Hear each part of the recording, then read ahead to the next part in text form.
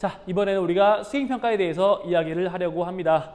네, 두 차례 있었죠. 네, 이 두 차례의 수행평가에 대해서 간단하게 이야기를 하고 넘어가도록 하겠습니다.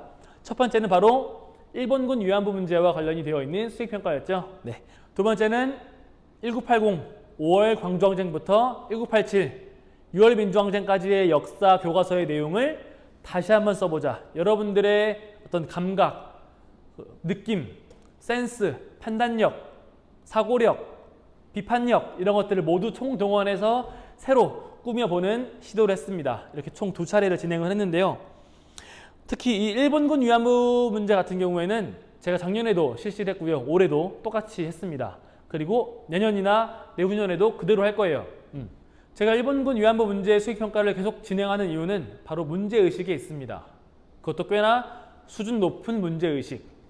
방송에서 방송 교양 프로그램에서 얘기하는 뭐 일본 정부 사과해라, 예전에 일본군 정말 심했다 이런 내용들의 것들 말고 그건 너무나 당연한 것들이고 그런 거 말고 조금 더 한 차원 높여서 고민해 볼 것들은 없을까? 바로 그거였어요. 네, 그렇죠? 그래서 우리가 한국 사회를 되돌아보자. 한국 사회에서 과연 이 문제를 어떻게 거론해 왔으며 어떻게 대응을 하고 있는지 살펴보도록 하자. 네, 그런 거였죠. 그래서 우리가 해방 직후에 어떤 문제가 있었죠? 여전히 남아있는 유교 사회의 분위기, 즉 남성 중심의 그 질서 속에서 여성들은, 그 피해자분들은 아무것도 할 수 없었다. 심지어 고국으로 돌아온 사람들도 적었다라고 하는 것, 그 자체가 약간 뭐랄까요? 시대적인 한계? 그렇게 볼 수 있겠죠. 그리고 두 번째는 우리는 해방 직후에 분단이 되고요. 전쟁을 하고 또 심지어 굉장히 오랜 시간 동안 독재 정권을 겪게 됩니다. 그런 과정 속에서 개인의 인권 전혀 논의되지 않습니다. 그 와중에 1965년이 되면요. 한일 국교 정상화라고 해서 한일 회담이 개최가 됩니다. 근데 그 과정이 사과와 배상의 의미보다는 약간 지원금을 얻기 위한 성격이 강했다라고 하는 게 문제였다고 했었죠. 그래서 우리가 한일 회담의 문제점을 제가 굉장히 강조해서 여러 번 설명을 했습니다. 굉장히 많았죠. 네, 기억을 하고 있을 겁니다. 세 번째는 바로 정권 교체와 관련이 되어 있는 건데요. 우리는 5년마다 정권이 바뀌기 때문에 일관성 있는 정책을 하기가 어렵다. 그래서 어느 정권에서는 굉장히 강경하게 대응을 하는데 어느 정권에서는 약간 소극적으로 대응을 하기도 했습니다. 그런 것들이 일본 정부 입장에서는 쟤네 뭐야? 이렇게 보일 수도 있었다라고 하는 게 문제였고요.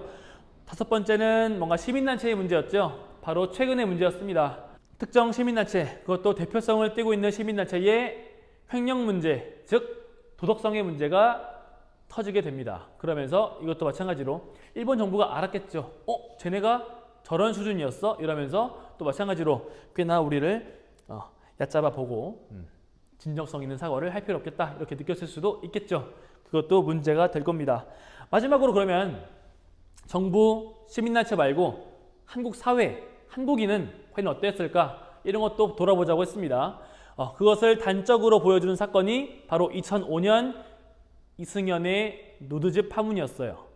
즉, 이 문제를 가지고, 이 일본군 위안부 문제를 가지고 상업적으로 이용하려고 했던 것이 문제가 됐었습니다. 꽤나 오래전 일이긴 한데 굉장히 큰 파장을 일으켰죠. 네, 그랬습니다. 즉, 이 문제에 당사자와 소속사 그리고 굉장히 많은 관련 업체들이 껴있었을 텐데 아무도 문제의식을 느끼지 못했을까? 그런 거였죠. 굉장히 수준 낮은 역사인식을 보여주었던 게 바로 그때 그 사건이었습니다. 그러면서 과연 그 사람들만 그랬겠느냐? 아마 꽤나 많은 한국인들이 그러했을 것이다. 한국인의 역사인식 자체에 문제가 있었을 것이다. 이렇게 성찰하는 계기가 되었습니다. 그래서 그때 이후로 굉장히 많은 이 일본군 위안부 문제와 관련해서 굉장히 많은 논의가 있었어요. 영화도 만들고요. 소설도 만들고 각종 후원단체들이 만들어지기 시작을 했습니다.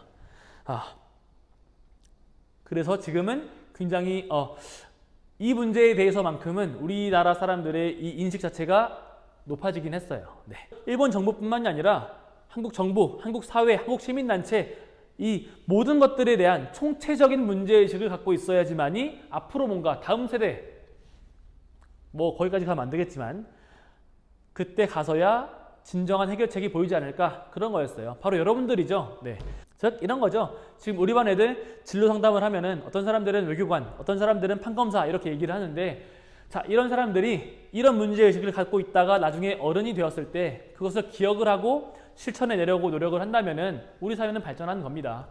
그것을 위해서 지금 이렇게 공부를 하고 있는 것이고요. 네, 그렇습니다. 그래서 일본군 위안부 문제는 우리가 꽤나 높은 수준의 문제의식을 갖자라고 하는 것에서 시작이 되었다는 것을 다시 한번 강조합니다. 두 번째는 역사 교과서를 만드는 거였어요. 그렇죠? 네, 굉장히 재밌었어요. 평가를 하는데, 채점을 막 하는데 재밌었어요. 어떤 친구들은 제목을 참 친하게 지은 친구들도 있고요. 지금 또 마찬가지로 자료 화면을 내보낼 거예요. 네. 문학적인 감성을 발휘해서 한 7명인가 있었는데 그렇게 제목을 달아준 친구들이 있었고요. 굉장히 감동받았어요. 네. 두 번째는 그 내용 자체를 어떻게 구성을 할까 고민을 많이 했더라고요. 그래서 가상일기를 쓰거나 내가 주인공, 그때 5.18 당시에 대학생, 전남대 대학생이 돼가지고 느꼈던 것들, 겪었던 것들을 쭉 쓰는 거였어요. 일기 형식을 쓴 친구들도 있었고요. 어떤 친구들은 영화 대본, 주인공들을 설정을 해서 대화의 형식으로 쓴 친구들도 있었습니다. 그리고 신문 기자가 돼서 인터뷰를 하는 것도 있었고요. 네, 굉장히 다양하게 있었고요. 역시나 나에게 없는 상상력과 창의력이 여러분들에게는 있구나라고 하는 것을 다시 한번 깨달았습니다. 그리고 더 중요한 거는 이제 표지를 그리는데 굉장히 실력 있는 친구들이 많더라고요.